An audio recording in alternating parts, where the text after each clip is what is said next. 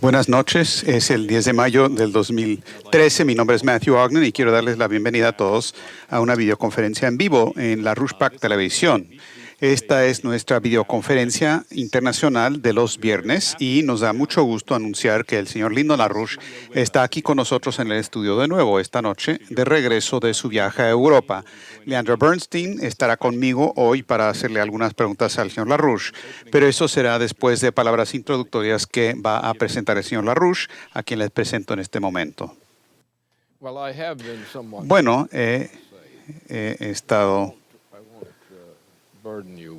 bastante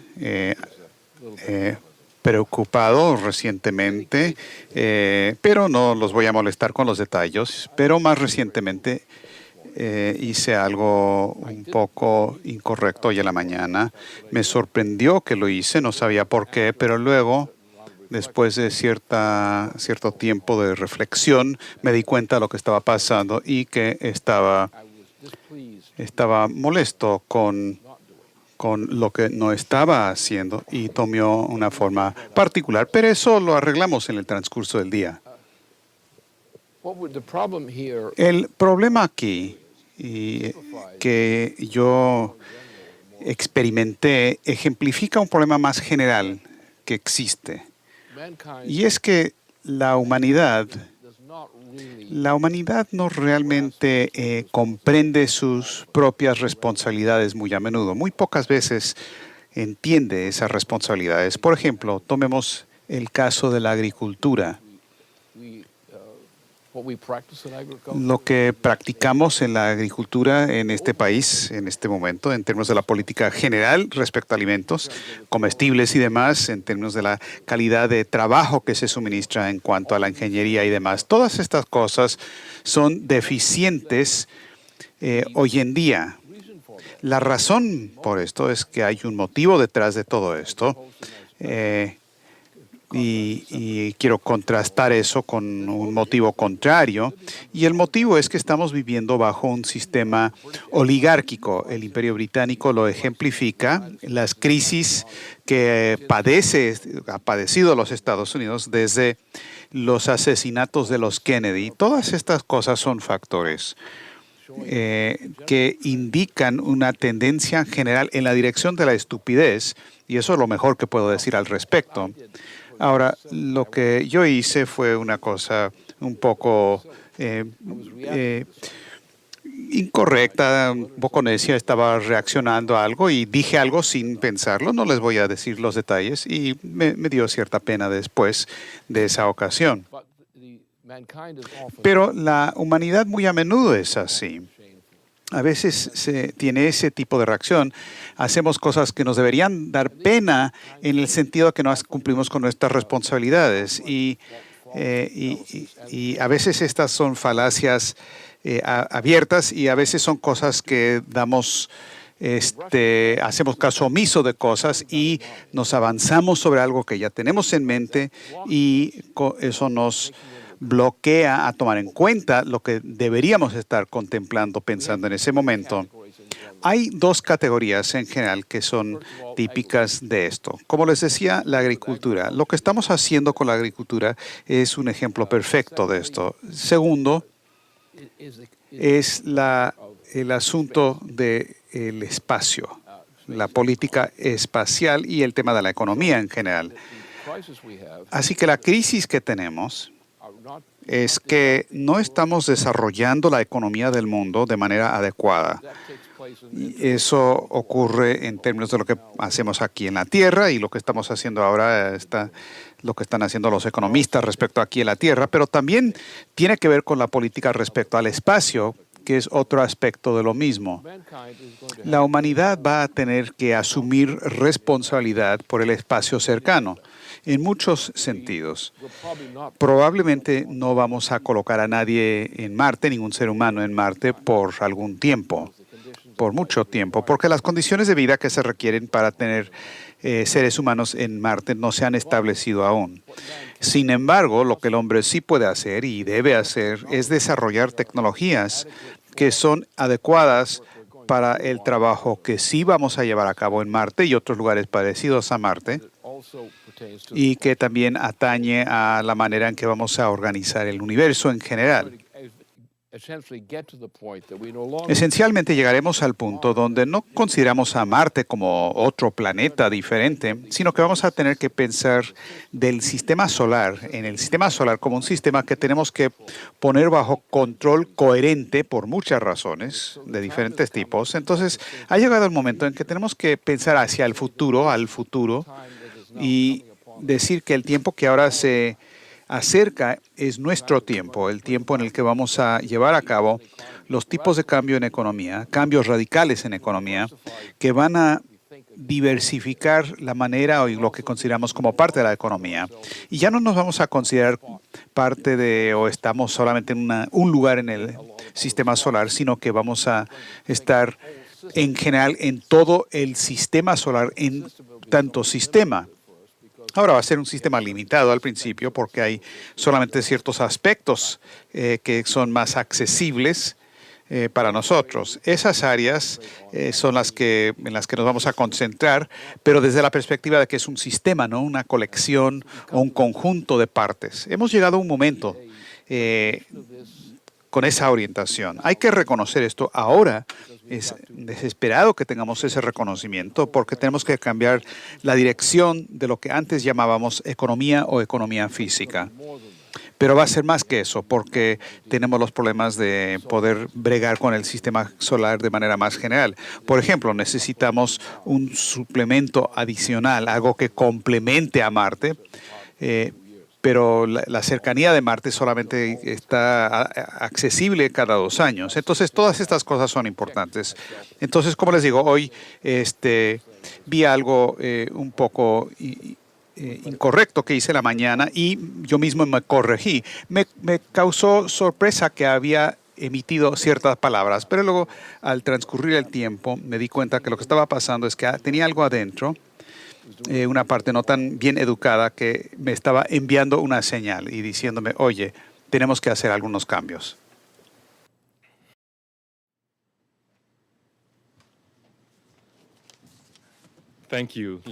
Muchas gracias, Lynn. Le quiero pedir a Leandra que venga al podio para plantearle al señor LaRouche la primera pregunta y esta va a ser la primera de una serie de preguntas.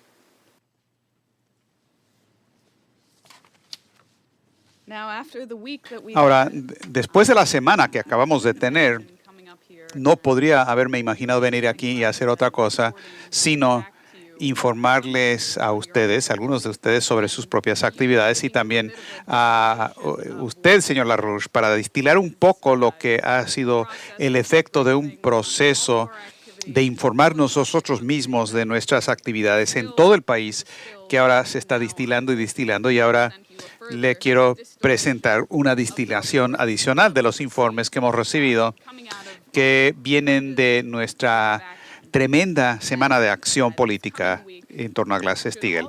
La semana que viene también va a ser una semana de acción, llevándonos al 16 de mayo, que va a ser el aniversario número 80. Se cumplen 80 años desde que se presentó la ley Glass-Steagall al Congreso de Estados Unidos.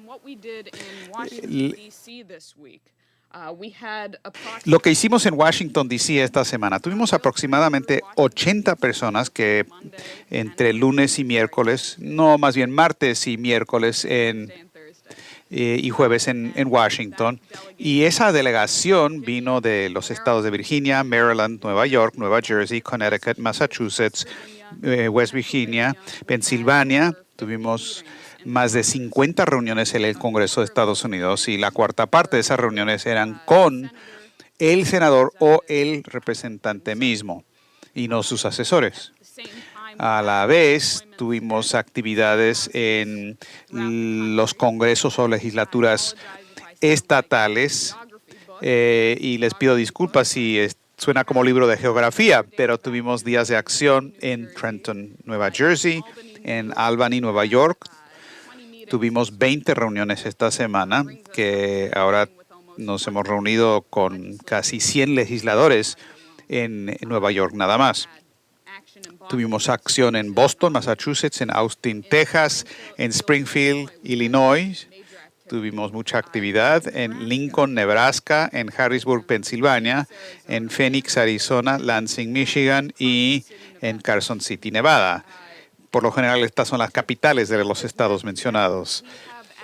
Ahora, juntando este mapa, tenemos actividades en 40 de los 50 estados de la nación y en Washington, D.C. Esto se representa en cierta forma con una pancarta, una manta muy bonita que decía acción para restablecer Glass-Steagall. Hay que legislar y aprobar la ley HR 129. Y con esa manta había gente de Washington, de fuera de Washington, viendo esta gráfica de los diferentes estados con ciertos colores. La gente se preguntaba, bueno, ¿y mi estado por qué tiene ese color de azul negro? Bueno, eso quiere decir que su legislador aprobó una ley a favor de Glass-Steagall y decían, sí, subían el puño. ¡Qué bueno! Y bueno, ¿pero qué significa que mi estado no tiene color? Bueno, eso quiere decir, señor, que usted tiene mucho trabajo que hacer. Así que esto es lo que ocurría fuera del Congreso. Dentro del Congreso tuvimos una presencia muy fuerte y una seriedad en los activistas que vieron de todas partes del país para discutir las soluciones a la crisis económica actual con sus representantes y los asesores de los representantes. En una situación, bueno, hubo varias situaciones donde estos representantes o sus asesores estaban haciendo excusas, simplemente estaban diciendo, bueno, el senador, el diputado quiere esperarse para ver qué pasa con la ley Dodd-Frank para que surta efecto, para que la regla Volcker se aplique o esperar para que Brown-Vitter ocurra. Pero de nuevo, va a haber gente que van a estar esperando por una década o más y van a esperar por eso. La economía va a estar en una situación de desintegración total antes de que se apliquen estas supuestas regulaciones. Pero lo que los activistas estaban diciendo cuando enfrentaban esta reacción, uno, por ejemplo, le dijo al representante, ¿usted está esperando por Brown-Vitter? ¿Está esperando para que Brown-Vitter se apruebe y que eso ocurra y va a tener más posibilidades que Glass-Steagall? ¿Sabe usted lo que está pasando en su distrito? ¿Sabe usted lo que es la tasa de desempleo? ¿Sabe lo que le está pasando a las familias que yo conozco que viven en su distrito? Y simplemente se les puso mucha presión y no se les permitió a los diputados escabullirse con el bla bla constante de Washington. Uno de los activistas estaba hablando con un asesor y se llegaron a conocer bien y le dijo, mira, nada más el 80% de la población realmente no tiene, el 80% de la población no tiene una idea, no sabe lo que pasa en el país. Y el activista le dijo, pero tú eres uno de ese 80% que no sabe lo que pasa. Y pasó a explicarle al asesor del congresista de que las políticas que en este momento son las políticas del gobierno de Estados Unidos están causando genocidio. Hay gente que se está muriendo como resultado de las acciones y la falta de acciones de este Congreso. Y causó un impacto choqueante. Tuvimos reuniones con diputados que ya habían respaldado HR 129 y se les dijo que por favor escribían cartas a sus colegas para reclutar más gente a la ley Glass-Steagall. Hubo una respuesta muy grande al tema del modelo de Chipre. En un caso, un asesor se molestó mucho con el activista que estaba ahí, que le dijo, el modelo de Chipre, el prototipo de Chipre, viene a Estados Unidos con la ley Dodd-Frank. Aquí está la documentación. Y le mostró la documentación de esa ley. Y ella dijo, no. Se acaba esta reunión. No puede ser así. Este Congreso no permitirá que ocurra eso.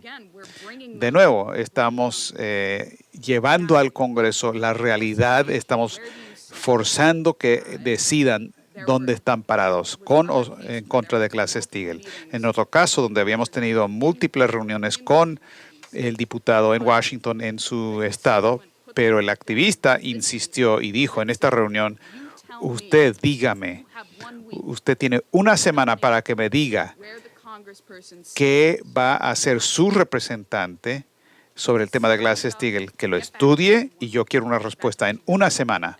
Es lo que le estoy dando.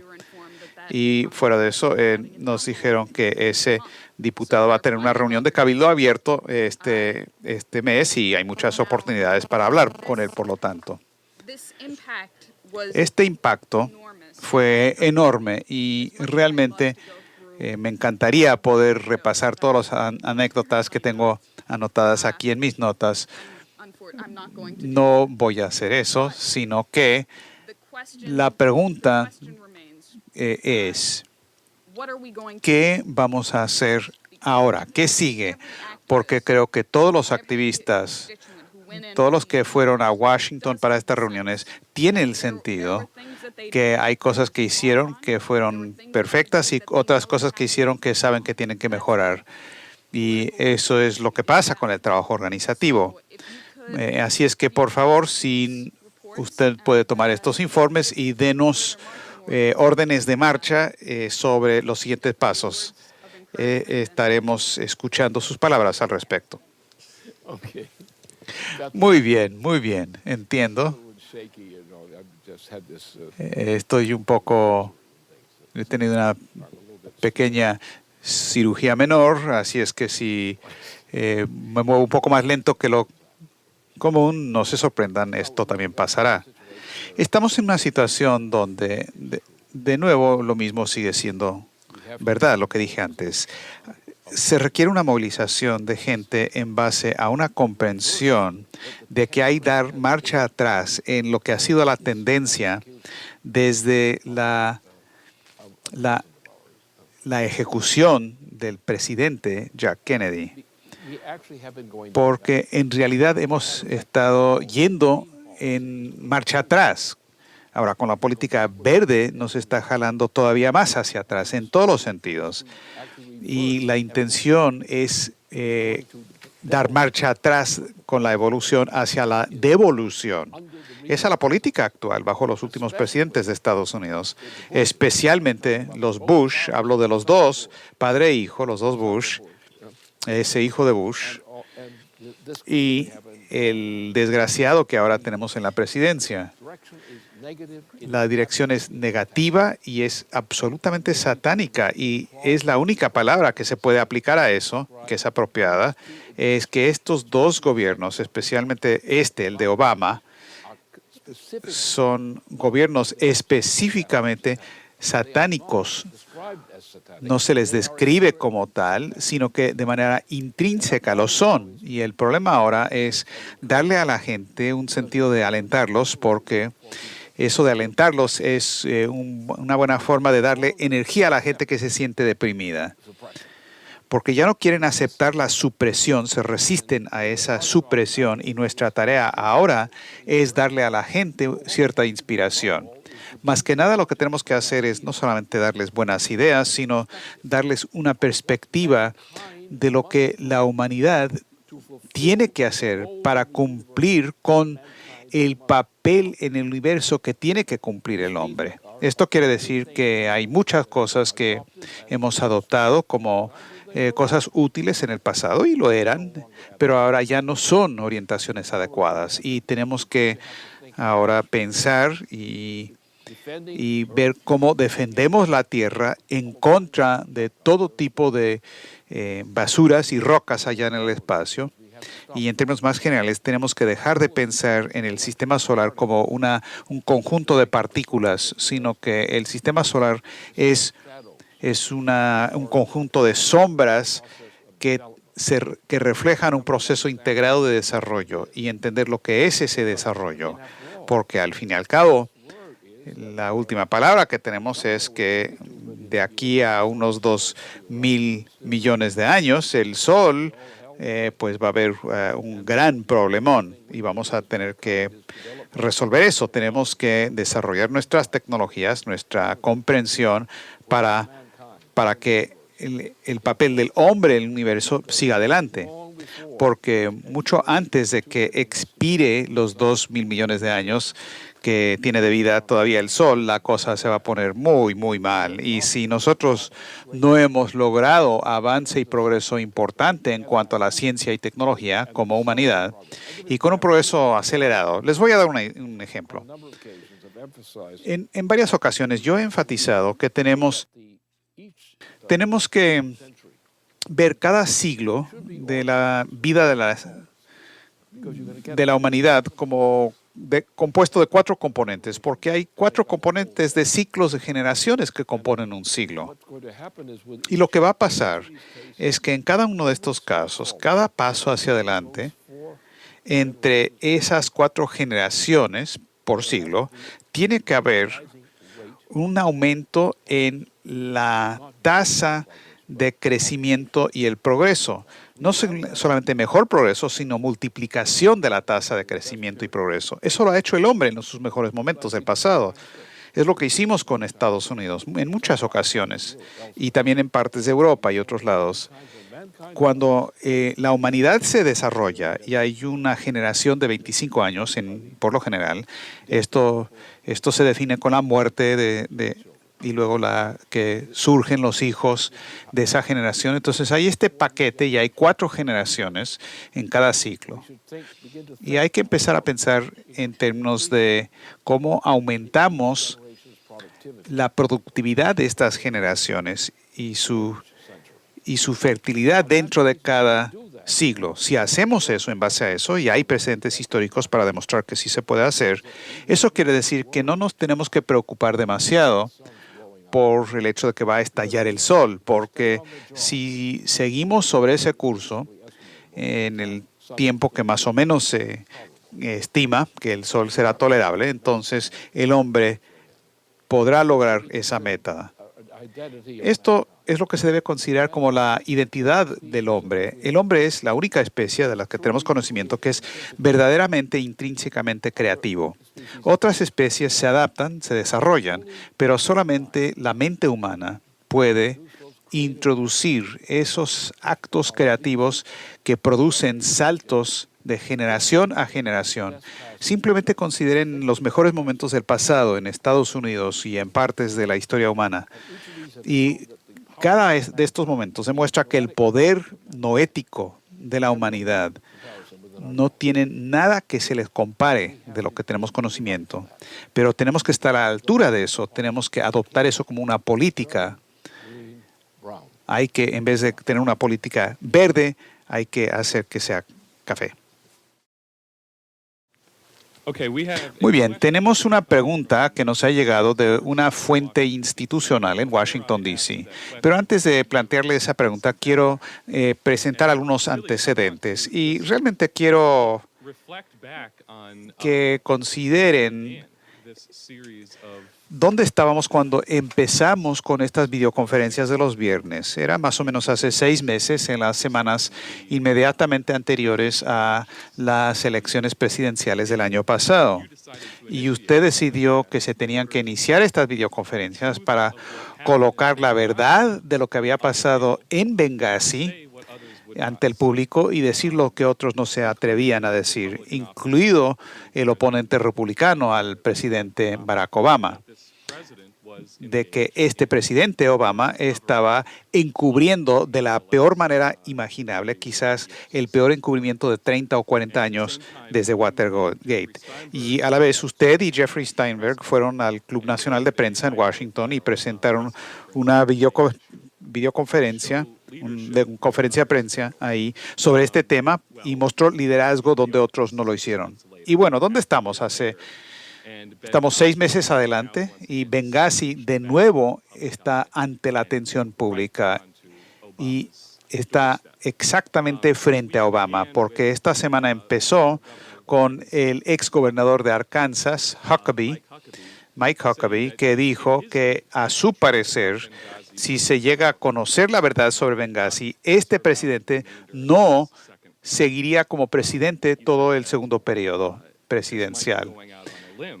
Dijo, a lo mejor me estoy adelantando diciendo cosas exageradas, pero es algo tan obvio que hubo un intento para mentirle al Congreso y despistar a la población. Y cuando el presidente le miente al pueblo y luego lo encubre, no puede seguir siendo quien gobierna. Y dijo Huckabee, este no es un asunto político, va directamente al tema de la integridad del gobierno de Estados Unidos.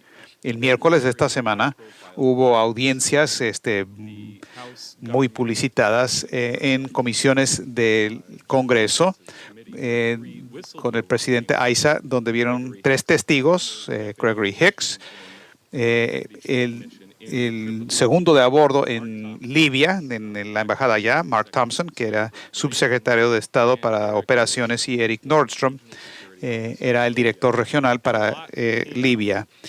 Y mucho salió en esa audiencia, mucho de lo que había sido información suprimida, que a las tropas no se les permitió ir a Benghazi para ayudar en contra del ataque que estaba sufriendo el consulado de Estados Unidos.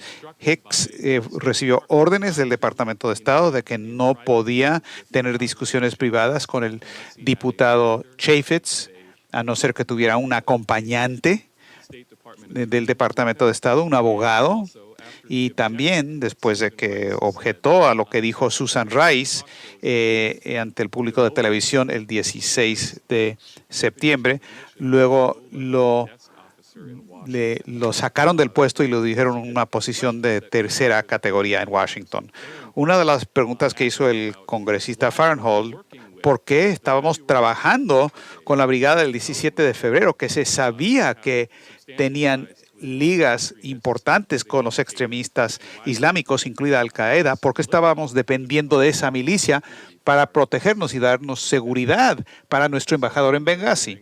Al terminar esta audiencia, el presidente Issa le pidió a otros que también dieran el pitazo de lo que había pasado, y hay 130 copatrocinadores en una resolución del diputado Wolf, que está pidiendo una comisión especial para investigar esto, y hasta John Boehner ha pedido una investigación. Y luego, para terminar, y esto es muy importante, interesante, hoy el senador Inhofe de Oklahoma salió y dijo en la radio, si se investiga plenamente lo de Benghazi, vamos a estar viendo que surge la palabra I, es decir, impeachment o juicio político en contra de Obama. El que lo entrevistaba decía, ¿refiere usted a impeachment, juicio político? Dijo, sí.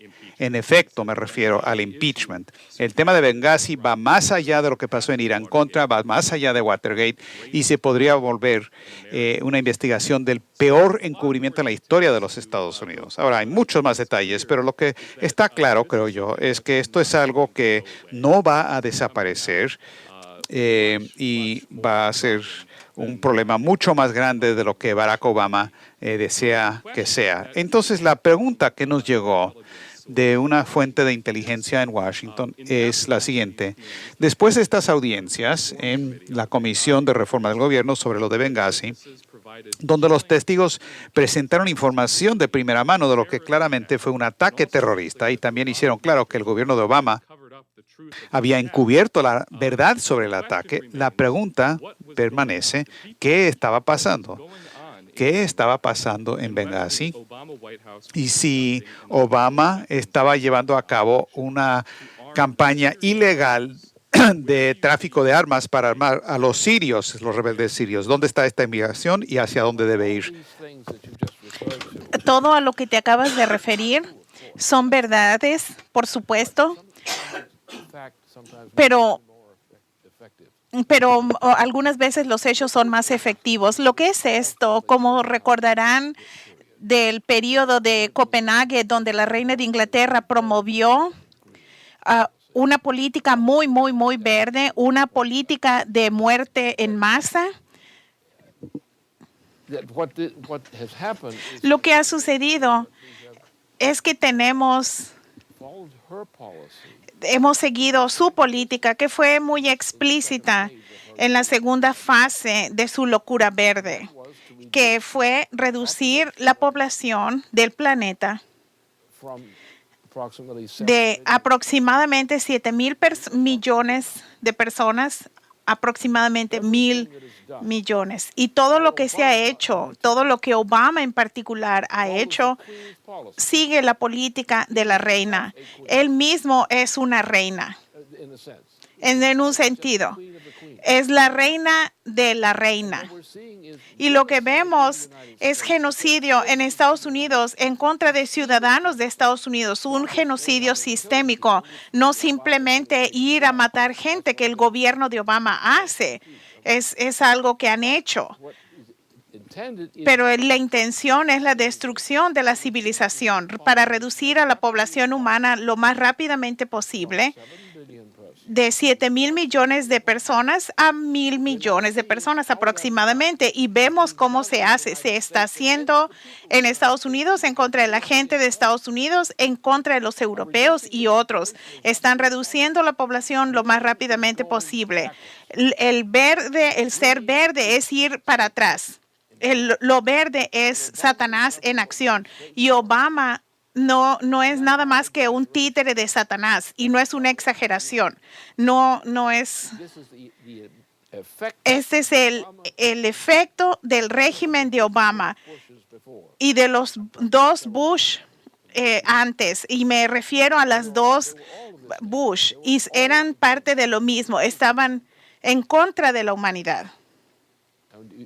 George Bush, el padre, ese hombre débil, y el hijo, George Bush, hijo, el idiota de W, y ahora este imbécil. Esos son perversos en incremento. El efecto es el asesinato en masa de la población. Está sucediendo y está acelerándose. Y cualquiera que niega esto está muy mal informado. Y esa es la situación. No es algo pequeño. Esas cosas pequeñas son el fruto del árbol. El fruto que cae del árbol. Pero ¿cuál es el árbol? El árbol está ejemplificado por la reina de Inglaterra. Y eso es lo que debemos abordar. No se trata de a quién vas a criticar, sino se trata de quién vas a enfrentar. Estás dispuesto a enfrentar, y tenemos que ganar la región transatlántica y todo lo que eso representa, toda esta tendencia angloamericana, porque es la extensión en hecho. Si miramos en la historia, la reina representa originalmente el Imperio Romano. Y representa el sistema veneciano, los dos sistemas venecianos, y el sistema de super veneciano que se convirtió en el Imperio Británico. Y el sistema británico es un sistema de imperio mundial, no es un imperio, no es un estado nacional. Los británicos es una nación, un estado nacional, pero la reina de Inglaterra representa un imperio. Vean la colección de esos tontos que tienen las ceremonias y tienen las grandes reuniones donde los oligarcas se reúnen. Son todo el mismo sistema, todos son el mismo sistema que va de generación a degeneración y degeneración, y es el mismo sistema. La reina no es una representante del Imperio Británico. El Imperio Británico representa un imperio vasto. De 30 al 40% de la población en su totalidad es regida por la reina, y es ese imperio que está promoviendo la política de genocidio en la práctica. No, le llamarán genocidio o no, no importa, pero en la práctica es genocidio sistémico. Y el problema es rehusar a enfrentar la realidad. La gente tiene miedo, no quieren decir eso. No digas eso, no digas eso. Nos vas a meter en problemas. Pero si no hacemos algo con ese efecto, estamos en peor que estar en problemas. Podemos perder la existencia de la especie humana debido a esta tontería. No creo que eso sucederá, pero sé que la amenaza está allí y puede suceder. Y debemos ser serios al respecto. Well, to ask as a follow-up question, La siguiente pregunta, siguiendo el tema, the other point that you el otro punto que has enfatizado en repetidas ocasiones en el curso de estas videoconferencias de los viernes es lo que el Imperio Británico quiere hacer que Estados Unidos y el mundo entren en una guerra en Siria y podemos empezar una guerra de extinción con una tercera guerra mundial, con el papel de Obama de empujar a Estados Unidos en esta dirección, amenazan la existencia de la raza humana y han habido una guerra muy intensa dentro de Estados Unidos en las últimas semanas que se ha puesto candente, donde el general Dempsey del Estado Mayor, el jefe de Estado Mayor conjunto de las Fuerzas Armadas, y él continúa diciendo de que no debemos estar en una guerra con Siria,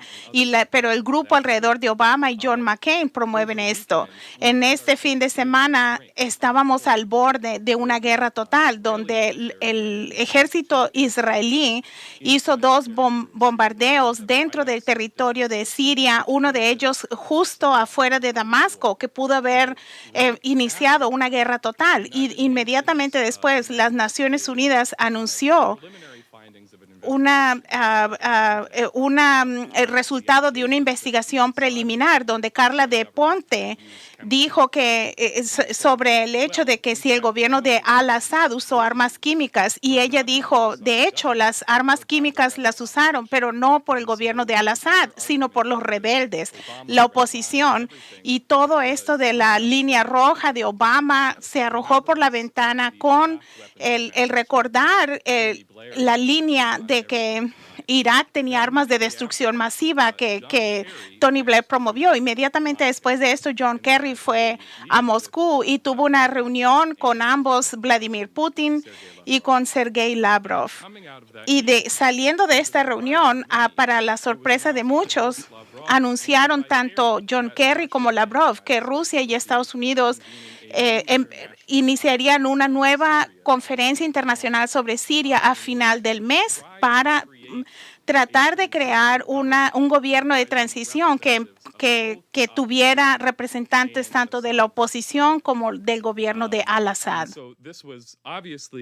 Y esto obviamente fue una sorpresa para aquellos que estaban convencidos que el gobierno de Obama estaba al borde de tener una intervención militar. Y la declaración que hizo John Kerry en ese evento también fueron curiosas, porque él dijo que esto no es solamente el anuncio de la creación de una reunión internacional sobre Siria, pero también para honrar la colaboración de Estados Unidos y Rusia en el día de la victoria, en el aniversario de la victoria, cuando derrotaron al fascismo en Europa, y dijo que Sergei Lavrov estaba de acuerdo que era importante para el liderazgo como una alternativa a un conflicto perpetuo, y sabe que Estados Unidos y Rusia tienen gran potencial, que a pesar de nuestras diferencias tenemos mucho que nos une. Esos son asuntos importantes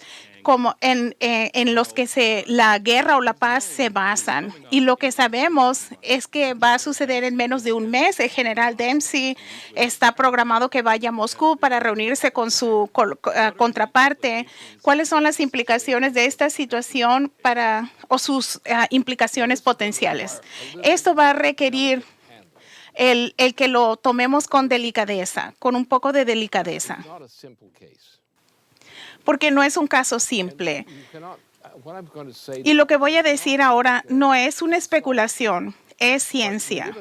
Pero vivimos en una sociedad donde la gente se le entrena para creer que no puedes conocer el futuro, cuando la realidad de la humanidad, en particular, la habilidad de la humanidad para funcionar como humanidad depende en su habilidad de que alguna gente en la sociedad de prever el futuro.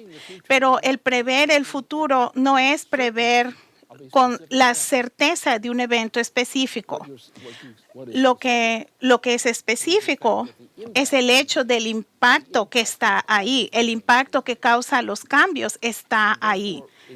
Y por lo tanto, eso es como he hecho mi carrera en este asunto del pronóstico económico o de las economías nacionales, y nunca he estado equivocado. Y todos mis oponentes han estado muy equivocados porque se basan en la idea del conocimiento del presente como un resultado mecánico de lo que pasó hoy y que esto va a determinar el futuro y nada más.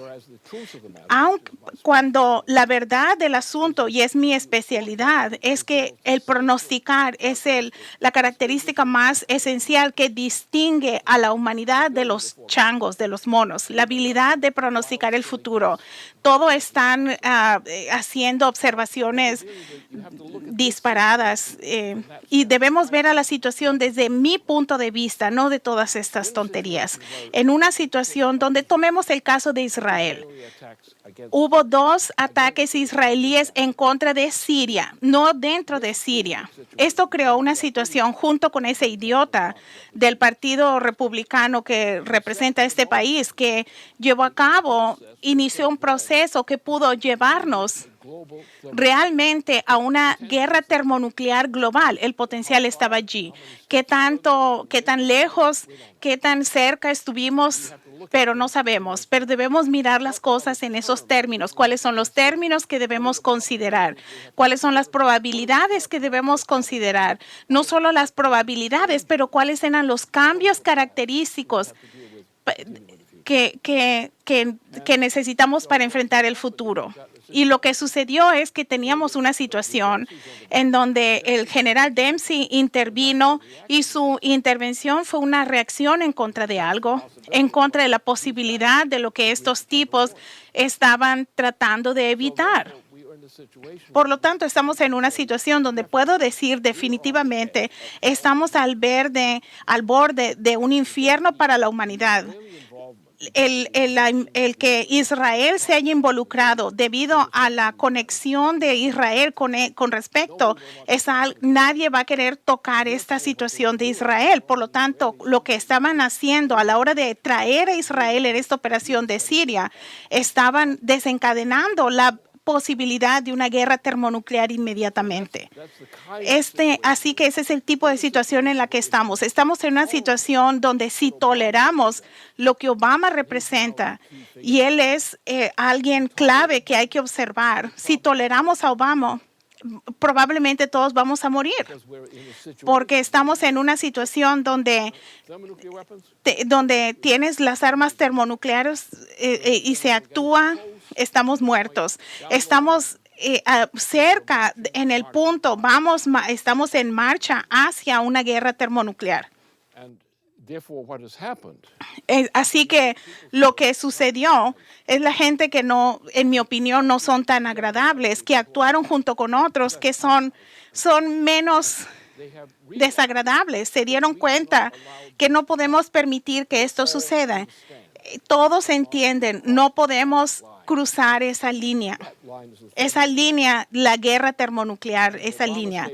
Y si Obama continúa en el poder, es guerra termonuclear. Pero Obama es simplemente el misionero de la reina. Así es la forma en que debemos saber las cosas. No podemos pronosticar el futuro. Lo he hecho a menudo y funciona. Mucha gente no lo puede hacer. La mayoría de los pronosticadores no pueden hacerlo. Pero yo no puedo conocer el futuro como una profecía. Puedo profetizar, pero puedo saber lo que el futuro nos tiene, pero no puedo predeterminar cuáles serán los resultados. Yo puedo decir lo que podría ser el caso, pero no te puedo decir cuál es el resultado. Y nuestro trabajo es, primero que nada, entender el futuro, entender cuál es el potencial, número uno. Pero además de eso, probablemente hay que hacer algo para que lo que vemos que es posible suceda.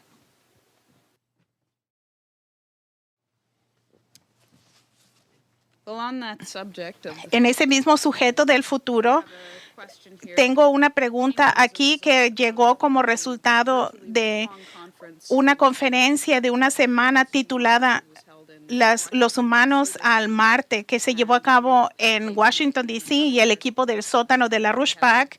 Y tuvimos una pequeña delegación que atendió a esa conferencia. La pregunta verdaderamente es más o menos como lo que acabas de declarar, el potencial para un cambio importante en este caso. La situación actual que hemos demostrado en varias presentaciones, pero más notablemente el desempleo juvenil tan alto en los Estados Unidos. Es una paradoja porque desde 1999 había una misión que falló para ir a Marte, y en ese momento la NASA decidió, vamos a tener un programa de 10 años que incluyó las misiones Spirit y Opportunity y para buscar agua en Marte. Y el segundo programa de 10 años al cual hemos entrado ahora es si hay vida en Marte. Esa es la perspectiva de 10 años para Marte, si hay vida en Marte, sobre Marte. La misión Curiosity fue en sí misma un milagro en el sentido de que el aterrizaje fue la prueba y fue exitosa. Habían otras propuestas que surgieron en el curso de esta conferencia sobre que se llama Los humanos hacia Marte. Es obviamente cómo llevar a los seres humanos a Marte. Pudimos aterrizar una vez exitosamente sobre Marte, pero una de las cosas que salió es para llevar a los humanos a Marte. Es parte del paquete de lo que es necesario para sostener la vida. Estamos hablando de 30 toneladas. ¿Cómo vamos a llevar 30 toneladas y aterrizarlas en Marte? Y habían un número de compañías privadas, corporaciones privadas que proponían misión a Marte, pero que no incluía cómo devolver a esos seres humanos de Marte. Y habían programas de la NASA, obviamente. Parte de lo que determina si un programa es exitoso es hacia Marte y el retorno a salvo de regreso a la Tierra. Pero lo que se implica en esto, pero obviamente resultó con un número de individuos que representaban a la NASA, incluye el desarrollo de la Luna, el desarrollo de sistemas dentro de la Tierra y Marte en ese espacio para hacer esto que sea un éxito.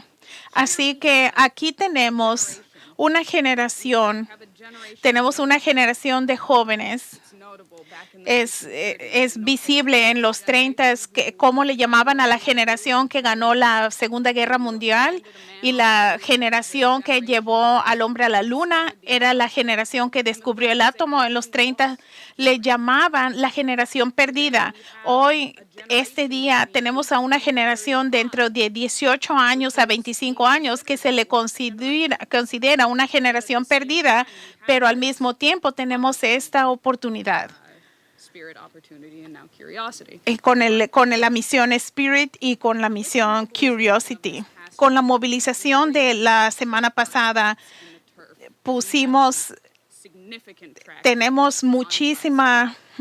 estamos muy encaminados hacia la Glass-Steagall. Y si puedes abordar cuál es la perspectiva para esta generación y qué es lo que significa tener un éxito político. Tengo mucho que decir con respecto a eso, pero va a tener que dejarlo para el futuro. Pero puedo indicarles ¿Cuál es la naturaleza de esa pregunta? Primero que nada, hay que hacer unas preguntas antes de obtener algunas respuestas y deben imaginar algunas preguntas antes de obtener respuestas. ¿Por qué debemos preocuparnos de llevar al hombre a Marte? ¿Por qué debemos asumir que podemos llevar a un hombre a la humanidad y llevarlo a Marte? ¿Por qué asumir esto?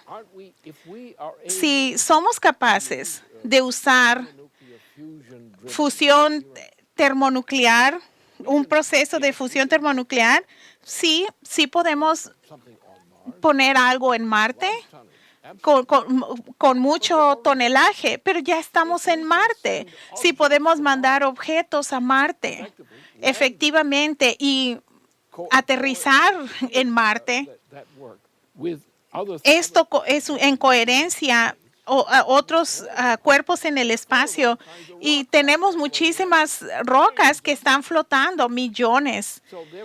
Así que debes continuar preguntándote, ¿vamos a llevar al hombre a Marte? No es un buen lugar para la humanidad y su biología, pero si la humanidad, si los instrumentos de la humanidad pueden llegar y pueden controlar a Marte y lo que sucede en Marte con este tipo de instituciones que van a que usan en efecto, vamos a hacer que Marte esté más cerca porque vamos a llegar allá más rápido, pero vamos a tener que ir allá, más allá de Marte, porque toma como 2 años cuando estamos en un ciclo en el que podemos llegar a Marte. Por lo tanto, tenemos que tener artefactos en lugares intermediarios. La humanidad tal vez nunca vaya a ningún planeta, excepto la Luna o cerca de la Luna y de la Tierra misma. Pero ¿por qué necesitamos? Podemos crear los instrumentos con los cuales podemos hacer todas las cosas que se deben hacer, incluyendo explorando el universo, haciendo cambios dentro de él, todo hecho por la mente del hombre basado en la tierra. No digo que el límite está aquí, pero debo decir que no debemos asumir que la pregunta es si el hombre puede estar en la Luna, en Marte. Esa no es la pregunta. Debemos empezar a pensar de estos sistemas. Y la pregunta es si la humanidad y la mente de la humanidad puede desarrollar un sistema con los cuales podemos controlar estos procesos. Y la verdadera lección de la última aterrizaje en Marte es que nos llevó un paso más allá y el hombre puede hacer esto desde a control remoto. Y podemos acelerar cosas y podemos hacer esto menos remoto. Podemos extender socios con Marte y cambiar los sistemas para estar cerca a Marte todo el tiempo y no solamente en algún periodo de tiempo. Así es que la forma en que debemos pensar en términos de no debemos pensar como Julio Verne o algo por el estilo. Pensemos de lo que la mente de la humanidad es capaz. Primero que nada, debemos hacer que la humanidad no sea estúpida. Eso quiere decir que tenemos que cambiar a presidentes aquí. Y porque ese es el problema, la idea de que dependemos de un plan loco por ahí. ¿Y cuál es tu meta? ¿Cuál es la meta? Es de darse cuenta de la capacidad del hombre en el universo y su habilidad de sobrevivir al hacerlo. Estamos buscando de cuál es la mejor manera de hacer eso. Si quieren llegar a Marte, quieres hablar con alguien de Marte, pues hay que tener un teléfono. Debemos tener sistemas especiales para hacer eso. Pero el asunto es de que la humanidad, la pregunta es, como la humanidad es la única especie que es capaz de hacer esto. Los animales no pueden hacerlo, solo los seres humanos pueden hacerlo. Pero si pensamos sobre lo que la humanidad puede hacer y que es capaz de hacer, es encontrar maneras de llegar más cercano, de control de los procesos sin que las manos no tocan.